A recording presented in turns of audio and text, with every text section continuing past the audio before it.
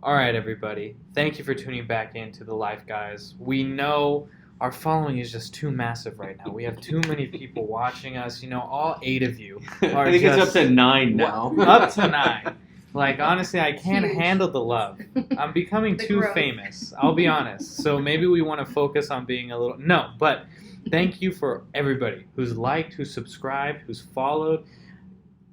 Even if a video gets 1 view, and I say this every time, but I want you guys to know I mean it, we will keep pushing them out. 0 views, keep pushing them out. For that one person that this video awakens something in them, that they want to take charge of their lives, they want to be their own boss, they want to create their income, they want to be a work creator, not just a work doer. That is who we do these videos for. So as always, at the end of the video, my mobile number will come up. Call me anytime. I will always answer questions. No question is too small, and it's never a waste of my time. So today we have the amazing Blanca Abbud from Engage PEO. She's the Vice President of Sales, and she's going to be here with us, and she's going to share her story. And we're super excited to hear it, and I'm just going to let her take it away because she's good at that. Thank you. Thanks, guys. First of all, thanks for having me. I'm really excited to be here and share my story. So I kind of just want to start with a little bit of background. For those that don't know me, I'm from El Paso, Texas, born and raised. I think my story is very similar to a lot of people here in Texas, especially South Texas, right? So my parents are from Mexico. I'm first generation U.S. citizen. I'm Mexican and Lebanese, so that's why my last name's Abbud. A lot of people ask me that question. It's a little bit different, but my story as far as growing up and my background, I grew up in El Paso. It's a border city, so, a lot of struggle. We definitely didn't grow up rich or anything like that. Hardworking parents, really trying to make ends meet for me and my brothers and sisters. So growing up was definitely humble beginnings, I would say. My refuge and what I found myself really kind of putting all my focus and attention in school. I'm a big school nerd, so I graduated top of my class valedictorian at age 16. I started college at age 17, and I was pre-med, so I thought I was like on the track, biomedical pre-med. And I went to University of Texas, El Paso, so UTEP Go Miners, for anybody watching from El Paso. I had my daughter my junior year of college, so I got pregnant, had my daughter. I definitely did not let that stop me. I kept going. For anybody in college with a small child, you know how that is, very hard. Working long hours, studying at night, really zero to no sleep, studying for finals, working full time, taking care of my baby at the time. Luckily, I've been very blessed. I had a full paid ride to UTEP, academic scholarship, so thank God I've always been very blessed in that area. Graduated college at UTEP and really found myself not knowing what to do with my life, right? I'm like, okay, I'm 21, I have a degree, like, what do I do? And I actually get this call a lot from young women that have graduated. It's like, okay, what do I do now? Like, I'm in the workforce. And I found myself kind of in a predicament. I didn't want to be in El Paso anymore, and so I moved to San Antonio. This was like 15 years ago. I packed up all my stuff, loaded up my little Toyota Corolla, and moved to San Antonio. I got a job here as a management trainee at Enterprise, which was my first job out of college, and I've been here ever since. I will say the first 2 years were really hard. Me and my daughter moved into like a 1-bedroom little apartment. I always tell people we slept on an air mattress for like the first 6 months. Wow. So super hard. Struggled, to make ends meet. I tell people a lot about the challenges, and especially the challenges of being a woman, and being in the workforce, being a single mother. We face different challenges than men do, and overall, just overcoming. Working very long hours. I mean, a lot of people don't know what a grueling job that is to rent cars, but it's definitely a hard job, working 12 hours, sun up to sundown. I mean, you're working, so would leave home at 5:30, come home at 7 o'clock at night, literally just grueling hours. And it can be hard. I didn't spend a lot of time with my daughter, because, and I like to talk about this as well, because it's a challenge. I think, being educated, having a professional job, but still being kind of like paycheck to paycheck, not really making it. Like you're like, oh, and that was hard. I remember times where, I wasn't able to buy food or put, how to put things back at the cash register or stuff like that. I mean, and I kind of just sat there and I was like, okay, I know there's something better. I know there's something more. So I knew that. So, a lot of people ask me like, well, why didn't you give up or why didn't you do this? And I just kind of knew in the back of my head that I was working for a bigger purpose. And I knew that there was more. So it was kind of like, putting those stepping stones and really building that foundation. Did that for 2 years. I didn't really know a lot of people here in San Antonio, so I always tell people another challenge that I had is I didn't have a big support system. I'm a very extroverted person. No, what you are an extroverted person? I would have never guessed. So I met a lot of people. I was able to really build a really strong network and a really strong network of women to this day that I can count on, rely on, and really reach out to. So, building that strong support system was a challenge, not having my family here. Most of my family's in Mexico and El Paso, so that was the challenge that I had to overcome. And I think it was really when I left, that space as far as sales. I've been in sales 20 years, so I've sold pretty much everything you can think of. After that, I got into banking and financial services, and I did really well there. I think that's really where my name became known, was in the banking world. I did banking for 5 years. And really what I feel like my level of service to my clients, the referral business, especially here, again, you work with Mexican clients. Once you get one, they refer everybody kind of thing. So I was able to do really good in banking. I received several accolades in every single sales position that I've ever held. I've been MVP in sales, top producer, number one producer. I was number one producer in San Antonio for the bank that I worked at. Wow. So I've always been at the top of my sales. I take a lot of pride in my work. I work really hard, but it's not like, I'm not the kind of person that I'm just going to show up and be like, I'm going to do my job. I'm going to show up and I'm going to be like the best. I'm going to wow everybody. And really that's how I got my name out there. Like people are like, you got to see Blanca, you got to go see Blanca, and that's kind of like how my name started being known, I would say. You went that extra mile. Because I would go that extra mile. I mean, stay late, get in early, take care of your clients. Your experience, right? I mean, Yeah. I love hearing everyone's story. That, to me, is one of the most fascinating things. And your story resonates now to what you're doing, right? I mean, that's where the work ethic, everything kind of fell into place, right? I mean, if you want to elaborate. Yeah, And that's a huge common theme that we've seen in every single one of these episodes that we've done. Now, going the extra mile has always been that divisive factor, that's what divides when you're going to be unsuccessful and successful, is when you want to push yourself to do those extra hard things, being proactive, common thing that we talk about. For sure. Proactivity in this industry. Follow through. I can't even stress that enough. But yeah, being proactive with my clients, following through, making sure if my client wants something done, I get it done without any hesitation, no problem, no reminder. I'm on top of it. So that really kind of led me to have a big following at the bank where I had repeat business, repeat clientele. Clients would wait for me in the lobby, back when banking was like lobby, right? People would be like, I'm going to wait for my banker. Cooking with gas. You were cooking with gas. It was good. It was good times.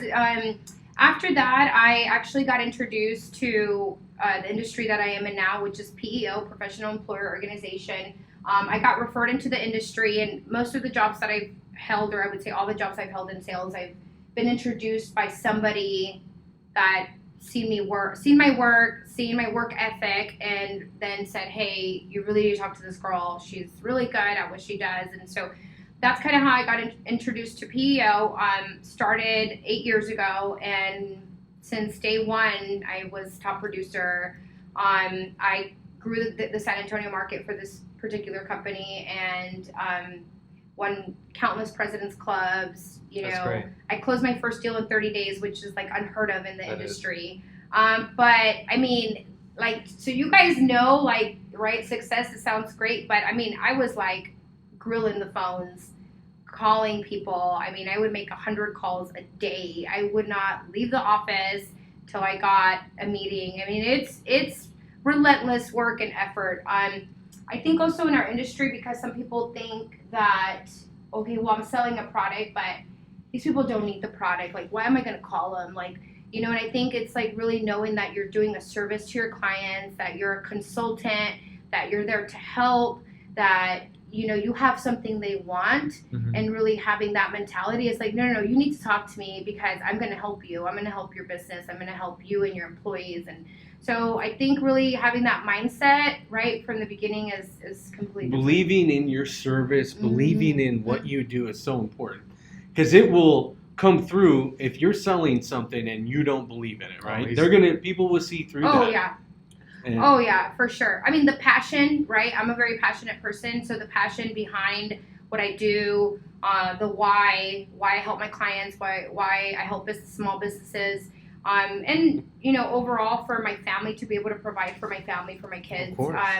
So, yeah, just being passionate and being genuine, and also really having integrity. Like, I think that's really important in our business, because clients can see through that. And, you know, a lot of times, like, I always tell my clients, like, hey, I'm not going to be sometimes the best price, but I will tell you I'm the best value, and I'm going to give you the best service. Yeah.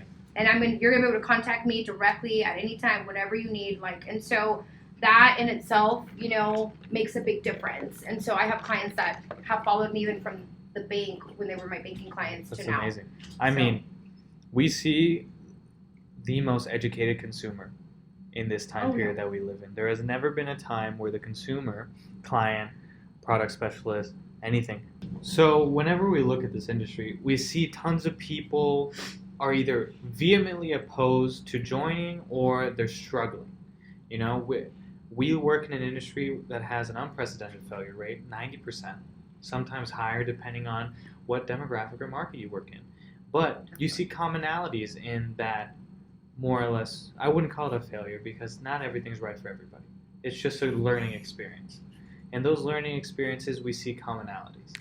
We see they don't need it. They already have someone who helps them. I was late to the party. I already made 20 calls. No one answered. No one wants to talk to me. Yeah. And it's when we look at people like Granum, who is the gold standard for life insurance, what we do here at Quire & Associates LLC. We run the GA division, which encompasses life insurance. It encompasses those protection aspects. And the big thing we see that Granum did is he didn't ever take that as an excuse. He says, okay, I made 20 calls, no one answered. I got spit in my face, but I'm going to do another 100. I'm going to do another 200 until you find success. And I want to know what was that breaking point when you said, I'm not going to be a part of the status quo, I'm going to be above it? Ooh, that's a loaded question. Okay, so I've never been status quo. I've never been average. I mean, I was valedictorian, so Yeah. and I'm an overachiever at heart. I'm goal orientated as it is. But couple things. So kind of backtracking to answer your question. I think people nowadays are not really hungry. You know, they don't really want it. They say they want it, but their actions speak different, right? So they don't really want it. Their actions, their efforts don't really represent that of somebody that like really wants success. So I think really being hungry for it and like really, really wanting it makes a big difference. I have what's called the secret sauce, because a lot of people ask me like, do tell. I'm saucy, you know, I like to cook, so I'm wow. hold on, I made a secret sauce. Wow. Yeah, because everybody's like want to know like how does success happen? Like how did you become successful? And I tell people, well, it's hard work, right? But now I made a secret sauce. So, most people, and just in general, and obviously in our industry, most people just don't have a plan. They don't plan things out. They're not strategic. They're not methodical. They just go to work, make their calls, done, I'm done. You know, there's not a lot of thought behind what is it that I'm going to do today? What is it that I'm going to accomplish today? So every year I start off with a very detailed business plan. I detail my business goals, my personal goals, and I'm very strategic to the T on what I'm going to do every day, every week, every year. And so a lot of people think like, oh, you're successful. I'm like, but this was all planned. This was all part of the plan. There's no luck. No, it didn't just just wake up, I got lucky, and and oh no, here I am. Like, no. It's hard to know where you're going to go if you don't have a plan. You if you gotta don't have a plan. something. That's number one. Yeah. And I'm guessing you invest in your own business. Of course. You have Definitely, of course. Oh, without a doubt. Yeah, of course. You hear money. You hear it's the saying, it takes money to make money, but that is true. I invest in myself, my business, but I invest in my clients as well. That's good. Because I get a lot of my business as referral business. So that's number one in the secret sauce. Number two is, consistent action, consistency, consistent activity to get the results that you want. There's really, a lot of people get real kind of like, New Year's resolution. January, you're so excited. You're like, yes, I got this. You do everything right. Then February, March, you're already done. You fell off. You're not. That New Year's resolution Yeah. slump. So consistency is so important, and so is routine. Mhm. And I do the same thing every day to the T, without a doubt. There's good days, there's bad days, but the whole thing is you have to have consistent action, and then you have to execute your plan. Mhm. You have to execute, you have to implement. You talked about the 20 call. I know my metrics, so I know how many calls it takes for me to get an appointment. Mine are different than obviously an entry level person, Of course. but I don't think that you should put a number to it. I mean, you make as many calls as you need to make until you find success. Yeah, until you find success. I mean, so that's a little bit about my secret sauce. Hey, don't So, share it all. Don't I share it all. know, like Because they're going to have The other- 80 Blancas now. and- Competition is heating up. Actually, one of my keys to my personal success now that I'm at this level is mentorship, and really mentoring others, mentoring women that are up and coming, entry level. I like to mentor women, not biased or anything, Of but course. personally, I prefer mentoring women. I don't mentor guys, sorry. But I have found that by giving, my knowledge, my experience to others, I get better, right? And then I can help others also achieve that success.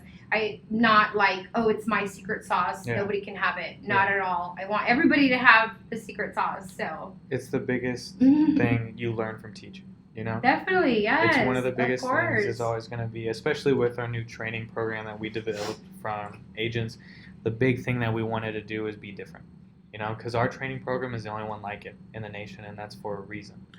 It takes a lot of investment from us, a lot of monetary investment, a lot of time investment. We give things. The biggest thing that is different than us, we give a piece of our book.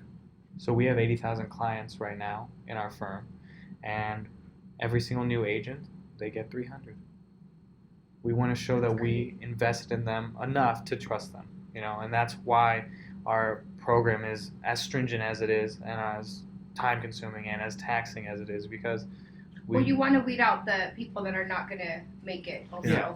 So. Yeah, but we also want to give people a new lease on life. A lot of the people, we have no constraints. Whether you're in college, you're retired, if you have that drive, if you have that hunger, our biggest thing is we want to showcase that. We want to give you a new perspective.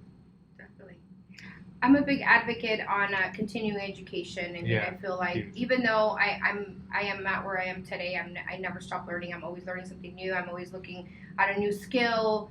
The market's always changing. The industry's always changing. You really have to stay on top of the day-to-day, the trends, what's trending, what's not, what's hot, what's not. I mean, you really have to know what's going on. So I'm a big advocate. I went to pursue my graduate degree at Texas A&M, so I have my MBA with a concentration in healthcare, which is really the area that I like to focus in. And I think that people sometimes feel like they get to a certain point, like they don't need to get better or learn, or like I'm already good, but you can always be better. You can always sharpen your skills. So one of the things I love to talk about, and the reason I love this business, is I love to find people's why.